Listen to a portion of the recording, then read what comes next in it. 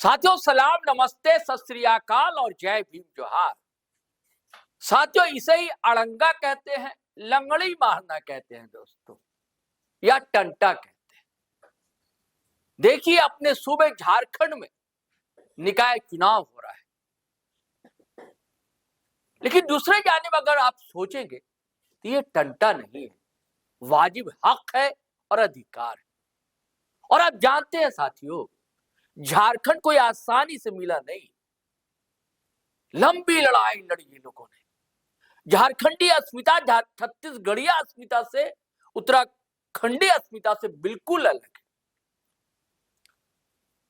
ना उत्तराखंड ने वैसा बलिदान दिया, ना छत्तीसगढ़ ने वैसा बलिदान दिया। जैसी लड़ाई, जैसा संघर्ष झारखंड के लोगों ने, आदिवासियों ने, मूलवासियों ने किया है। और सिर्फ इसीलिए कि झारखंडी अस्मिता बची रहे, आदिवासी अस्मिता बची रहे, उनका जो जल जंगल जमीन से जो प्यार है, मोहब्बत है, लगाव है, वो बरकरार रहे। इसके बीच में कहीं कोई तकरार ना हो। सत्ता चाहे अंग्रेजों की रही, सत्ता चाहे मुगलों की रही, या सत्ता चाहे आज के मुहावरे में कहें दोस्तों तो काले अंग्रेजों की रही, इनका संघर्ष, इनका जद्दोजहद जारी। अब बताइए, आदिवासियों के लिए बना झारखंड 25 साल हो गए और लगभग 13 जिले शेड्यूल्ड एरिया में, 5th शेड्यूल में आते हैं। यानी कि वहां स्वशासन होगा, आदिवासियों का अपना अधिकार होगा, अपनी ग्राम सभा होगी, जितने प्राकृतिक संसाधन उस पर अधिकार होगा। अच्छी बात है। इसीलिए पेसा एक्ट बना दोस्तों 1996, पंचायती शेड्यूल्ड एरिया एक्ट जिसे कहते हैं, नहीं एक्सटेंशन, पंचायती एक्सटेंशन शेड्यूल एरिया एक्ट, पेसा। उसको लागू होने में 25 साल लग गए, उससे ज्यादा लग गए। 1996 में बना था झारखंड। अब पेसा रूल लागू हुआ है और अब देखिए जमीनी धरातल पर किस तरह उतर रहा है। लेकिन उसके बाद एक मेसा एक्ट बना था,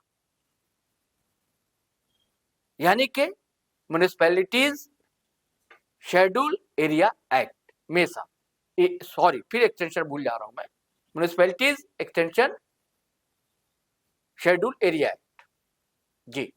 यानी कि जैसे कि पेसा जो था वो ग्रामीण अंचलों के लिए था, जिलों के जो ग्रामीण अंचल थे जहां आदिवासी हैं उनके लिए था। और जो मेसा था, जो म्युनिसिपैलिटी एरिया है, नगर पालिका के एरिया है, वहां आदिवासियों को आरक्षण मिलना चाहिए था। जैसे एक उदाहरण मान लीजिए कि रांची जो 5th शेड्यूल में आता है, एक तो कायदे से निकाय चुनाव नहीं होना चाहिए, अगर हो रहा तो 100% आरक्षण होना चाहिए यहां पर। और है कितना, 55 वार्ड है रांची में, सिर्फ 12 सीट जो है आदिवासियों के लिए रिजर्व। अब कोई आदिवासी टंटा ना करे, बीच में अड़ंगा ना डाले तो सवाल उठाएंगे आप। हाँ, सवाल यह है कि इसे थोड़ा पहले उठाना चाहिए। लेकिन आदिवासियों के अंदर यह संदेश चला गया है दोस्तों। दरअसल जगह जगह वर्कशॉप कर रहे हैं आदिवासी। आज राजधानी रांची में भी एक वर्कशॉप थी, एसडीसी में थी वर्कशॉप, आदिवासी फाइटर्स की वर्कशॉप थी। उसमें कई बातें उभर कर आई कि लोग गांव को जा रहे हैं, गांव को जाएंगे, शहरी जो क्षेत्र वहां भी जाएंगे। अब क्या ठिकाना कि मुंह की खानी पड़े जितने राजनीतिक दल, जब वोटर ही नहीं आएंगे मतदान तक तो होगा क्या। ये सारे सवाल उठाए प्रेस कॉन्फ्रेंस में आज ग्लैडसन डुंगडुंग, वही ग्लैडसन डुंगडुंग जिनको आप हमेशा सुनते रहते हैं। मैं इसलिए सुनना पसंद करता हूं, मैं खुद पसंद करता हूं दोस्तों, क्योंकि पढ़े लिखे हैं, उनके पास तर्कों का खजाना होता है। ये बात दिगर है कि उनके तीर कई लोगों को जख्म कर जाते हैं। जैसे आज जो उन्होंने बताया है, कहा है, कटघरे में राज्यपाल है, कटघरे में राष्ट्रपति है, कटघरे में मुख्यमंत्री है, कटघरे में प्रधानमंत्री। कोई दलगत भेद यहां पर नहीं है, क्योंकि सवाल आदिवासियत का है, सवाल झारखंड का है, सवाल आदिवासी अस्मिता का है। उन्होंने कई सवाल उठाए और सीधे सीधे कह दिया है हम इस चुनाव को नहीं मानते जब तक के, और राज्यपाल पर इसलिए कहा है कि वो कस्टोडियन शेड्यूल एरिया की, तो उनकी जिम्मेदारी ज्यादा बनती है। उन्होंने ये भी कहा सवाल पर कि हम लोग पहले से ही मांग ऐसा नहीं है कि आज पहली बार उठा रहे हैं, लगातार उठाते रहते हैं, मेमोरेंडम देते रहते हैं। और जब झारखंड का दौरा होने वाला है राष्ट्रपति का, उनसे भी एक प्रतिनिधिमंडल इन लोगों का मिलेगा। तो मैं चाहता हूं दोस्तों कि आप सुनिए दरअसल ग्लेडसन डुगडुग ने कहा क्या है, फिर हम बातचीत को आगे बढ़ाते हैं। साथियों जोहार, आज का जो प्रेस वार्ता है वो इस बात को लेकर है कि झारखंड में नगर पालिका चुनाव हो रहा है और उसी के संदर्भ में हम लोग देख रहे हैं कि झारखंड के अनुसूचित क्षेत्रों में विगत 25 वर्षों से जिस तरह से संवैधानिक संकट खड़ा किया गया है, वो संकट को और भी जो है कि यह चुनाव गहरा करेगा। अब ये संकट क्यों है? संकट इसलिए है क्योंकि झारखंड के अनुसूचित क्षेत्रों में यहाँ का प्रशासन और नियंत्रण संविधान के अनुच्छेद 244(1) और 5वीं अनुसूची के तहत होना चाहिए। यहाँ क्या हो रहा है, 2001 में झारखंड पंचायत राज अधिनियम 2001 बनाकर अनुसूचित क्षेत्रों में थोपा गया। संविधान के अनुच्छेद 244(1), 243(m) और 254 का उल्लंघन करते हुए उसी तरह 2011 में झारखंड नगर पालिका अधिनियम बनाकर अनुसूचित क्षेत्रों में थोपा गया। फिर से संविधान के अनुच्छेद 243(ZC)(1) का उल्लंघन किया गया। संविधान के अनुच्छेद 243(ZC)(1) में बहुत स्पष्ट बताया गया है, लिखा हुआ है कि संविधान का भाग 9 का अनुसूचित क्षेत्रों में लागू नहीं होगा। क्या होगा? संविधान का अनुच्छेद 243(ZC)(3) में स्पष्ट लिखा हुआ है कि संसद उसके लिए कानून बनाकर उसके प्रोविजंस को अनुसूचित क्षेत्रों में विस्तार कर सकता है। मतलब कि जिस तरह से पेशा कानून 1996 बना, उसी तरह मेसा कानून बनना चाहिए। मैं आपको स्पष्ट यह भी बताना चाहता हूँ, मेसा बिल 2001 संसद में आया, उसके बाद स्टैंडिंग कमेटी में भेजा गया। 2003 में स्टैंडिंग कमेटी ने अपना रिकमेंडेशन देके सरकार को भेजा, लेकिन आज तक दबा हुआ है। वो 25 साल तक अनुसूचित क्षेत्रों के लिए जो है मेसा कानून नहीं बनाया गया। क्यों नहीं बनाया गया?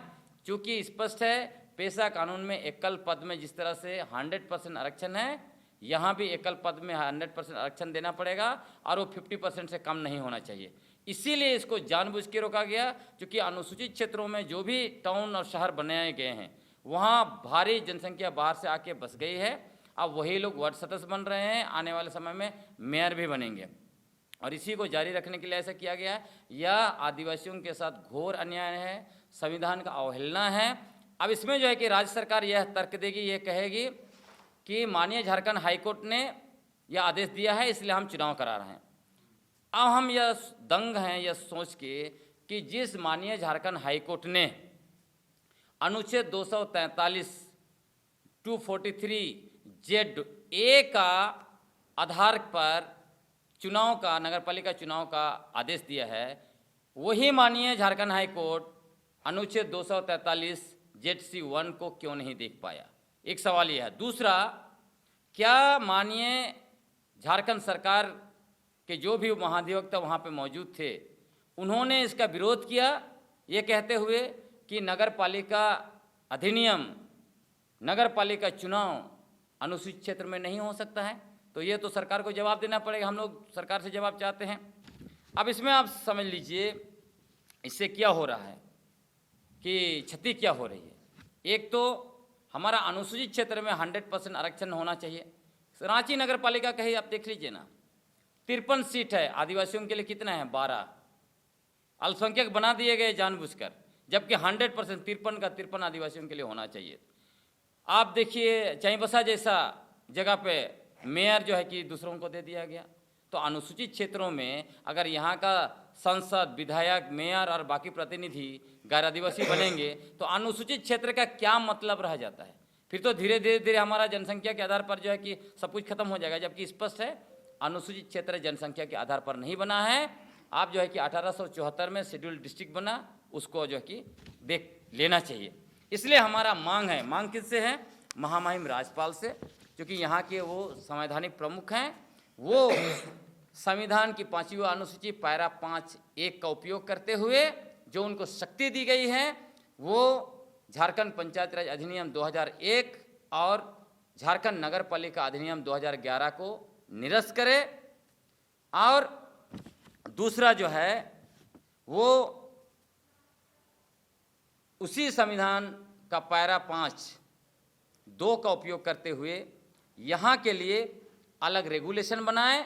संविधान का अनुच्छेद 19(5) में स्पष्ट है कि यदि आदिवासियों के अस्तित्व पर खतरा पैदा हो रहा है तो स्टेट रीजनेबल रिस्ट्रिक्शन लगा सकता है।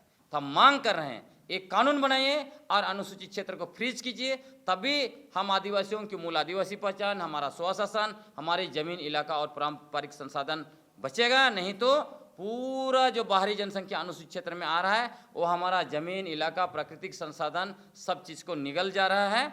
और आखिरी बात हम इसमें यह कहना चाहते हैं कि हम आदिवासियों के लिए जो विशेष संवैधानिक प्रावधान बनाए गए हैं उसके खिलाफ अपनी निजी, आर्थिक और राजनीतिक हितों को साधने के लिए जितने भी आदिवासी चुनाव लड़ रहे हैं, ये चुनाव लड़वा रहे हैं, ये सारे लोग जो है कि आदिवासी विरोधी हैं। इनकी वजह से भविष्य में हम आदिवासियों के लिए बनाए गए संवैधानिक प्रावधान, विशेष कानून और विशेष नीतियां समाप्त हो सकती है। सरकार ये तर्क दे सकती है कि आदिवासी लोग भी अब सामान्य व्यवस्था में आ गए, इसलिए उनके लिए विशेष प्रावधान की आवश्यकता नहीं है। इसलिए हम इन लोगों को भी कहना चाहते हैं, इनकी वजह से हमारा पूरा अस्तित्व पर संकट खड़ा हो गया है, इसलिए इनको भी आँख खोलने की जरूरत है और जो भी असंवैधानिक तरीके से चल रहा है उसको मना करना चाहिए। हमारा स्पष्ट कहना है, जब अनुसूचित क्षेत्र के लिए विशेष प्रावधान बनाए गए हैं, चुनाव से पहले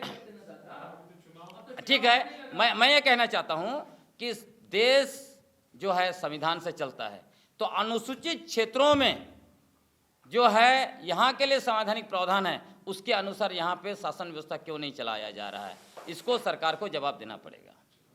जैसे आपने कहा चुनाव से पहले करते, विगत 1 साल से जब पेशा आंदोलन में हमने निरंतर कहा है, हमने कहा है कि यहाँ बिल्कुल महामहिम, शेखपुर के एक संगठन ने राष्ट्रपति तक हाँ, मैं आपको बताता हूँ, हमने पिछला ही साल फरवरी में महामहिम राज्यपाल से हमने मुलाकात की, उनको हमने स्मारक पत्र दिया और स्पष्ट कहा कि आप यहाँ के कस्टोडियन हैं, आप जो है झारखंड पंचायत राज अधिनियम 2001 और झारखंड नगर पालिका अधिनियम 2011 जो असंवैधानिक तरीके से अनुसूचित क्षेत्र में थोपा गया है, इसको निरस्त कीजिए।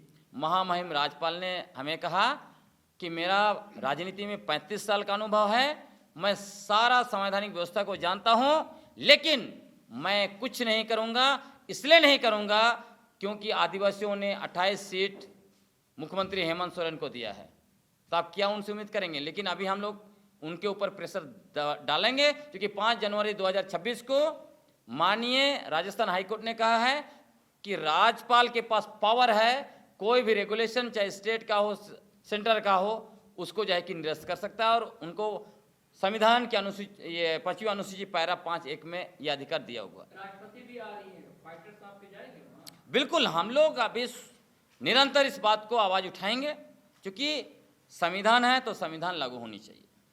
तो साथियों, आपने सुना, साथ में और भी कई साथी थे, मैं उनकी भी बातों को आपके समक्ष रखूंगा, साझा करूंगा, आप सुनेंगे।